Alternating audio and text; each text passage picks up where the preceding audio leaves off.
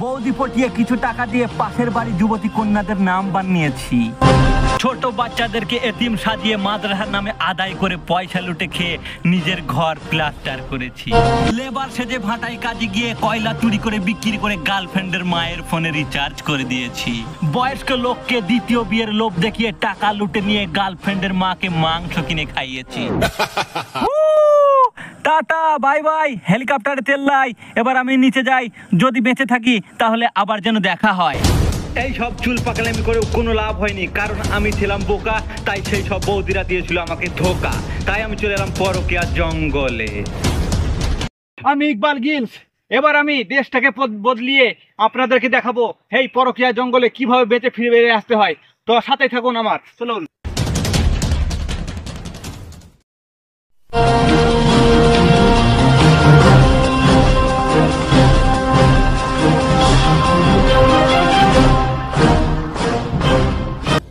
অবশেষে আমি সেই পরকীয়া জঙ্গলে চলে এসেছি। এই জঙ্গলের নাম কেন পরকীয়া হয়েছে তা আমি জঙ্গলের বাইরেই একজনের সাথে জেনে এসেছিলাম, কারণ সে আমাকে বলেছিল এখানে কোটি কোটি বছর ধরে গার্লফ্রেন্ড এবং বয়ফ্রেন্ড নিয়ে দেখা করতে আসে। তো তারপর থেকেই এই জঙ্গলের নাম পরকীয়া জঙ্গল হয়েছে। আর এই জঙ্গলে লাস্টবার একটা গার্লফ্রেন্ড এবং একটা বয়ফ্রেন্ড লাস্টের বেলায় তাদের বাড়িতে প্রেম তাদেরকে মেনে নেওয়া হয়নি, ওই জন্য তারা এই জঙ্গলে দেখা করতে এসেছিলো এবং রাত্রেবেলায় বাড়ি ফিরতে পারেনি। সকালবেলায় তাদের নিথর মুন্ডু ছাড়া দেহ পাওয়া গেছিলো, সেখান থেকে এখানে নাম দেওয়া হয়েছে ভয়ঙ্কর পরকীয়া জঙ্গল। তো এই জঙ্গলকে আপনাদেরকে ঘুরে ঘুরে দেখাবো এবং এখানে আসলে কীভাবে নিজের প্রাণ নিয়ে বেঁচে ফিরে বাড়ি যেতে হয়, যেটার আশা খুবই কম। তবে আমি আপনাদেরকে যদি এখান থেকে বেড়ে যেতে পারি তাহলে দেখাবো এখানে আসলে কী করে বেঁচে থাকতে হয়।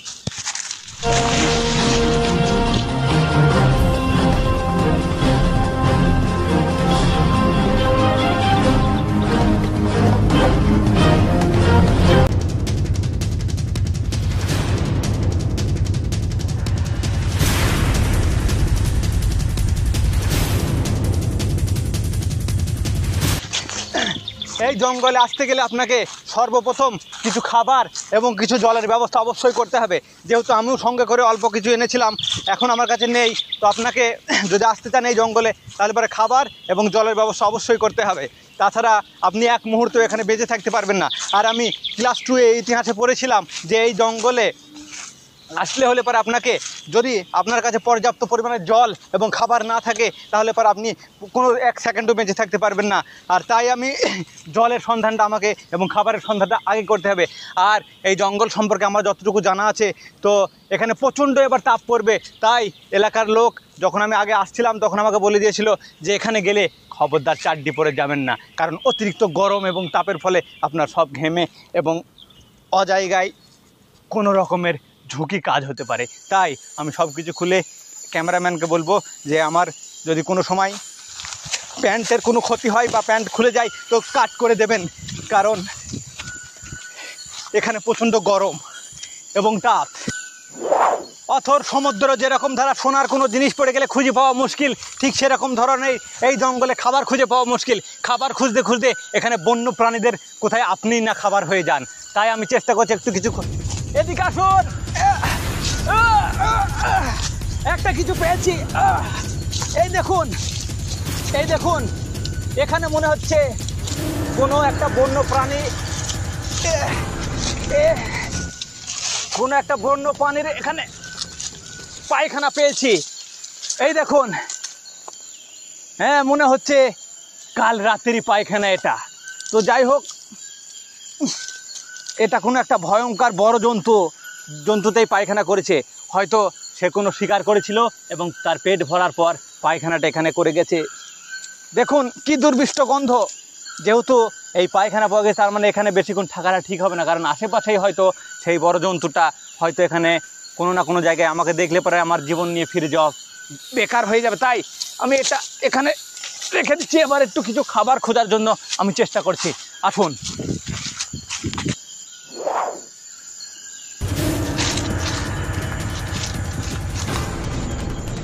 আপনাদেরকে বলেছিলাম যে একটা গোপন জিনিস আমি দেখাবো, সেটা এবার টাইম চলে এসছে।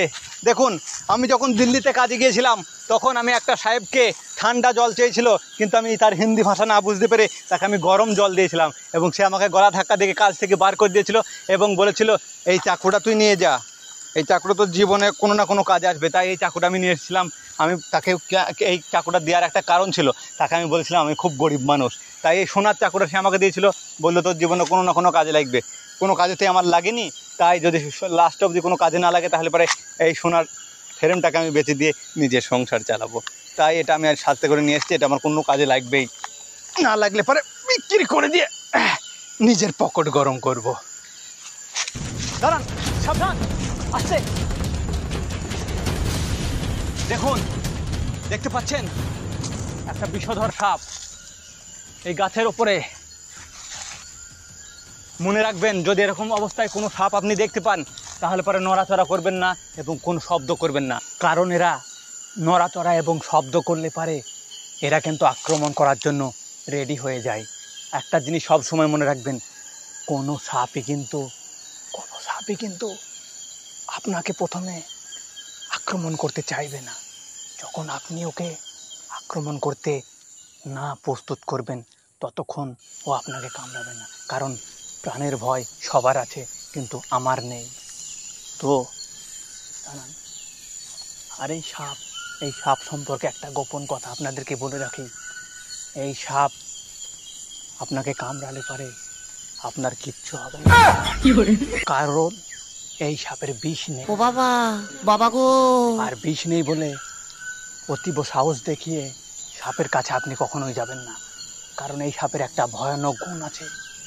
সেই ভয়ানক গুণটা হলো যে এই সাপ যদি কোনো আইবুড়ো ছেলেকে কামড়ায় তাহলে তার বিয়ে হয় না। তাই আমি এর কামড় খেতে চাই না, কারণ আমি বিয়ে করতে চাই।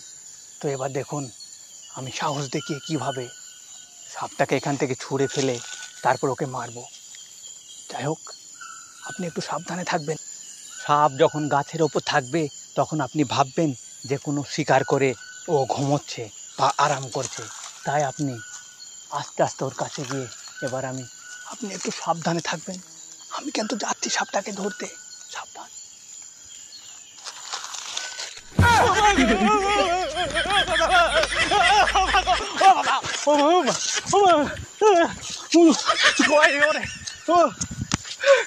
আমি কিন্তু ভয় পাইনি, আপনারা দেখলেন আমি কিন্তু একটু ভয় পাইনি।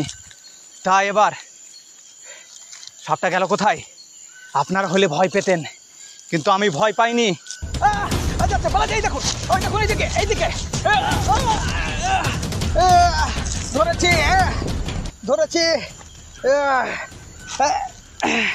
এই দেখুন,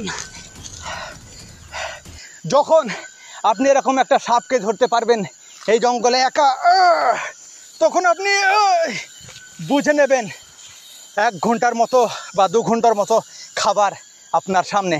তাই এটাকে আমি এবার এর মাথাটা কেটে একে আমার খাবার হিসেবে ব্যবহার করব, কারণ খিদে আমার প্রচণ্ডই লেগেছে। তাই একে আমি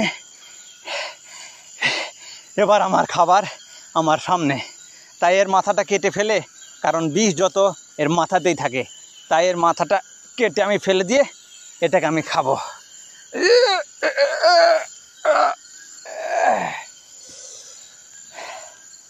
এরকম খাবার আমি জীবনে কখনোও খাইনি, কিন্তু এরকম একটা ভয়ঙ্কর জঙ্গলে যদি আপনি কোনো সময় চলে আসেন, খাবার কি সেটা না দেখে পেট ভরাটাই ভালো বলে মনে করে সেটাকে খেতে শুরু করবেন।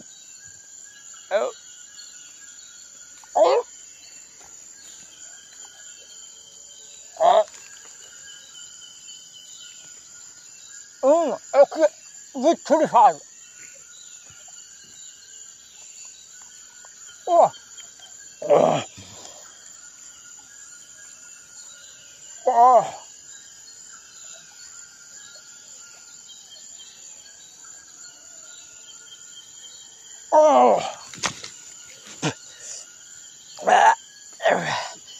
মনে হচ্ছে কাঁচা কোনো কিছুর মাংস আপনি চিবিয়ে খাচ্ছেন।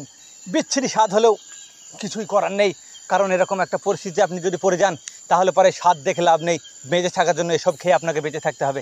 তাই এবার আমার একটু জলের প্রয়োজন, কারণ এইসব খেয়ে গাটা কেমন যেন একটু হচ্ছে, আর একটু জলের প্রয়োজন। তার একটু জলের সন্ধানে এগিয়ে যেতে হবে সামনের দিকে, চলুন।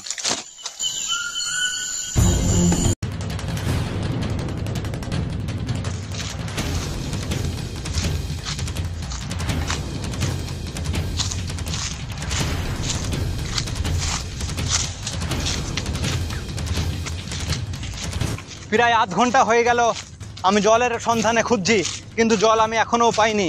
কারণ আমি জানি এখানে অন্য কিছু যাই হোক, জল খুঁজে আপনি জীবনেও পাবেন না। কারণ জলের জন্য এখানে জীবন চলে যায়, তবু জল পাওয়া যায় না।